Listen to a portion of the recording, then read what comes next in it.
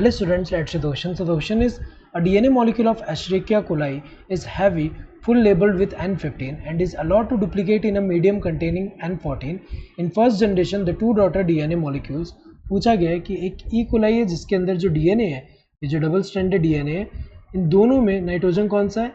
Nitrogen का heavy isotope है दोनों स्ट्रैंड में। तो ये दोनों में नाइट्रोजन कौन सा हैवी आइसोटोप वाला है। तो यहाँ पे जब डुप्लीकेशन होगा, हमें पता है कि जब यहाँ पे ये ई कोलाई जो है अगर ये ग्रो कर रहा है ऐसे मीडियम में जहाँ पे नाइट्रोजन सोर्स के लिए यहाँ पे अमोनियम क्लोराइड जो दिया है उसमें नाइट्रोजन 14 वाला हो, तो क्या होगा कि जब डीएनए का रेप्लिकेशन होगा तो हमें पता है कि ये जो ईच पेरेंटल स्ट्रैंड है ये यहाँ पे टेम्पलेट की तरह एक्ट करेंगे। यहाँ पे ये जो है टेम्पलेट की तरह एक्ट करेंगे और जो न्यूली सिंथेसाइज्ड डीएनए होगा उसमें हमें पता है कि नाइट्रोजन जो ऐड होगा वो कहाँ सोर्स से आ रहा है, तो वो कौन सा होगा? ये नॉर्मल वाला N14 वाला होगा। तो ये न्यूली सिंथेसाइज वाले में कौन सा होगा? N14 वाला होगा। तो ये वाले में अगर हम देखें सेंट्रीफ्यूगेशन अगर हम करें, जो सीजियम क्लोराइड ग्रेडियंट वाला सेंट्रीफ्यूगेशन, तो ये वाले में अगर हम देखें तो ये वाला जो है दोनों में हैवी है, तो ये जो है यहाँ ऐसे नीचे आ रहा है। तो ये वाला कौन सा डीएनए? Heavy DNA.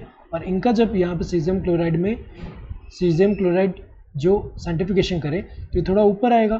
तो अगर हम देखें क्योंकि यहाँ पे N14 वाला है, एक स्ट्रैंड N14 वाला, दूसरा स्ट्रैंड भी अगर हम देखें इसमें नाइट्रोजन कौन सा है? N14 वाला है। तो अगर हम देखें यहाँ पे तो पहला क्या दिया है? Have same density but do not resemble there parent DNA.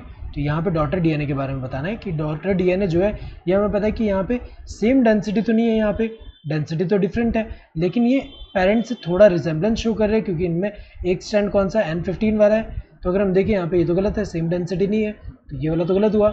Have different densities but resemble there parent DNA, ये सही दिया हुआ है कि डिफरेंट डेंसिटी है लेकिन अपने पेरेंट से यहाँ पे रिजेंबलेंस शो करे क्योंकि N15 है यहाँ पे। Have different densities and also do not resemble the parent DNA, ये तो गलत दिया हुआ है क्योंकि यहाँ पे डिफरेंट डेंसिटी तो है लेकिन पेरेंट से रिजेंबलेंस शो कर रहे हैं, जबकि यहाँ डू नॉट लिखा है।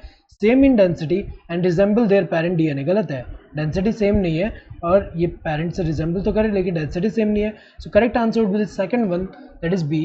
Hope you understood the question. Thank you and all the best.